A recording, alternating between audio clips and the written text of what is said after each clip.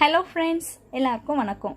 இன்றைக்கி நம்ம my passion world சேனலில் சோயா சங்க்னு சொல்லக்கூடிய இந்த மீல் மேக்கர் பிரியாணி இதை எப்படி செய்யறதுன்னு தான் பார்க்க போகிறோம். நான் வெஜிடேரியன்ஸ்க்கு வெரைட்டிஸ் நிறைய கிடைக்கும் பிரியாணியை பொறுத்த வரைக்கும். ஆனால் வெஜிடேரியன்ஸ்க்குன்னு எடுத்துக்கிட்டிங்கன்னா இந்த மீல் மேக்கரில் செய்யக்கூடிய பிரியாணி ரொம்பவே சூப்பராக இருக்கும். அப்படிப்பட்ட இந்த டேஸ்டியான சூப்பராக இருக்கக்கூடிய மீல் மேக்கர் பிரியாணி எப்படி பண்ணுறதுன்னு வாங்க வீடியோக்குள்ளே போய் பார்க்கலாம். இந்த மாதிரி அகலமான ஒரு டபரா பெருசாக பார்த்து எடுத்துக்கோங்க. அடிகனமாக இருக்கணும், அப்போ தான் அடி பிடிக்காமல் வரும் நம்ம செய்கிற மீல் மேக்கர் பிரியாணி. இப்போ இதில் உங்கள் தேவைக்கு ஏற்ற மாதிரி எண்ணெயை சேர்த்துக்கோங்க. நம்ம செய்யக்கூடிய இன்றைக்கி இந்த மீல் மேக்கர் பிரியாணி பார்த்திங்கன்னா ஒரு 15லேருந்து 20 பேர் வரைக்கும் நல்லா தாராளமாகவே சாப்பிடலாம். கொஞ்சமாக நெய் சேர்த்துக்கோங்க. இப்போ இதில் பட்டை, பிரியாணி இலை, கிராம்பு, ஏலக்காய் இதெல்லாம் எடுத்து வச்சுருக்கோம். அது எல்லாத்தையுமே சேர்த்துக்கலாம். இதெல்லாம் இந்த எண்ணெயில் லைட்டாக ரோஸ்ட் ஆனதும் நம்ம வெட்டி வச்சுருக்க வெங்காயத்தை சேர்த்துக்கலாம். நல்லா பெரிய சைஸில் இருக்க வெங்காயமாக பார்த்து நல்லா தின்னாக ஸ்லைஸ் பண்ணி சேர்த்துக்கோங்க.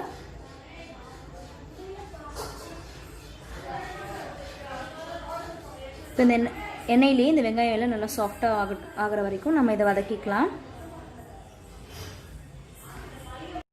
இப்போ வெங்காயம் ஓரளவுக்கு வதங்கினதும் இதில் ஒரு 10லேருந்து 15 போல் பச்சை மிளகாயை இந்த மாதிரி 2ஆக கீறி போட்டு இந்த எண்ணெயிலே லேசாக வதக்கிக்கோங்க. இப்போது ஒரு 2லேருந்து 3 டேபிள் ஸ்பூன் அளவுக்கு இஞ்சி பூண்டு பேஸ்ட் சேர்த்துக்கோங்க.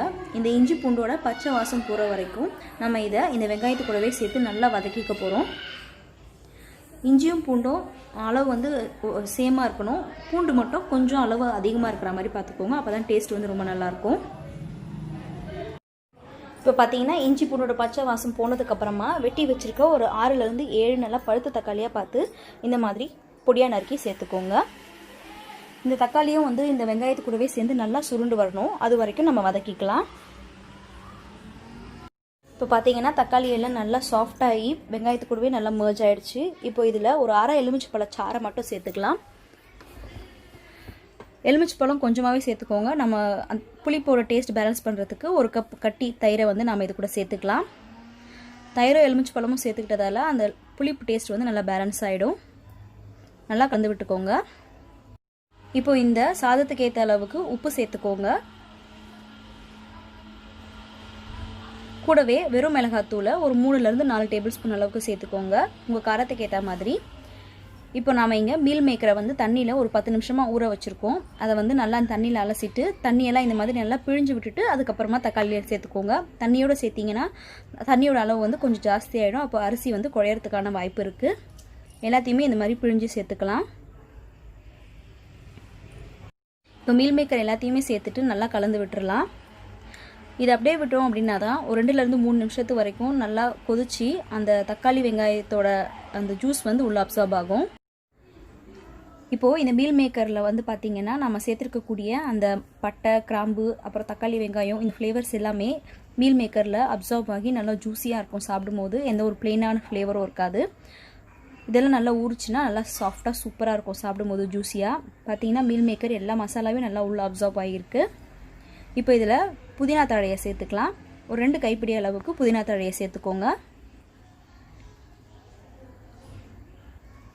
கூடவே கொத்தமல்லி தழையையும் சேர்த்துக்கலாம். கொத்தமல்லி புதினா தழை வந்து நம்மளோட ப்ரிஃபரன்ஸ் தான். உங்களுக்கு எவ்வளோ பிடிக்குமோ நீங்கள் அவ்வளோ சேர்த்துக்கலாம்.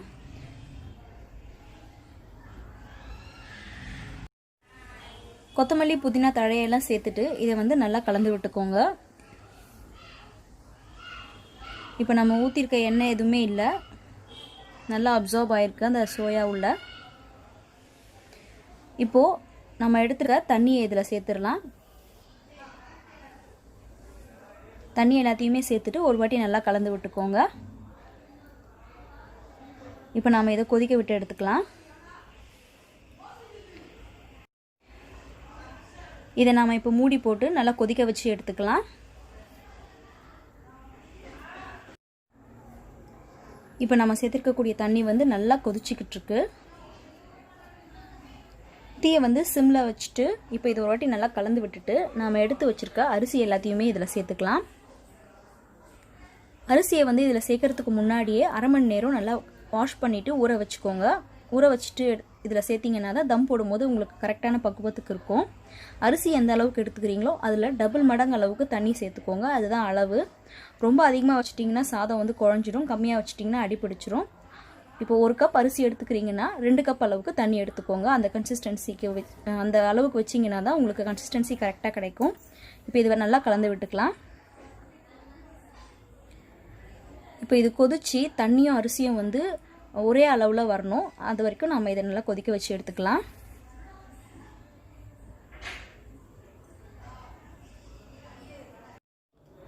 நல்லா கொதிச்சிக்கிட்டு இருக்கு. இன்னும் கொஞ்சம் நேரம் இப்படியே கொதிக்க விட்டோம் அப்படின்னா அரிசியும் தண்ணியும் நல்லா சேமாக வந்துடும். அதுக்கப்புறமா நம்ம தம் போடுறதுக்கு கரெக்டாக இருக்கும்.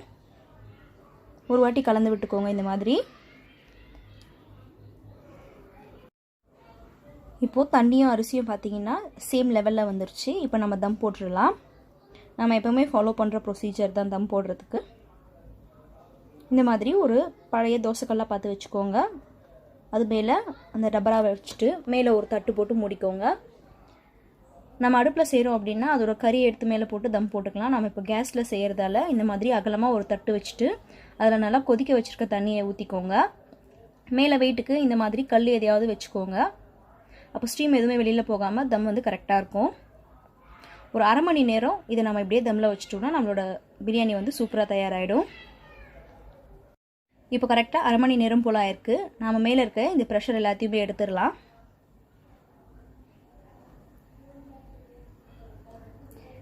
இப்போ இதை திறந்து பார்த்துடலாம். நம்மளோட சூப்பரான மீல் மேக்கர் பிரியாணி நல்லா அட்டகாசமாக தயாராகிருக்கு.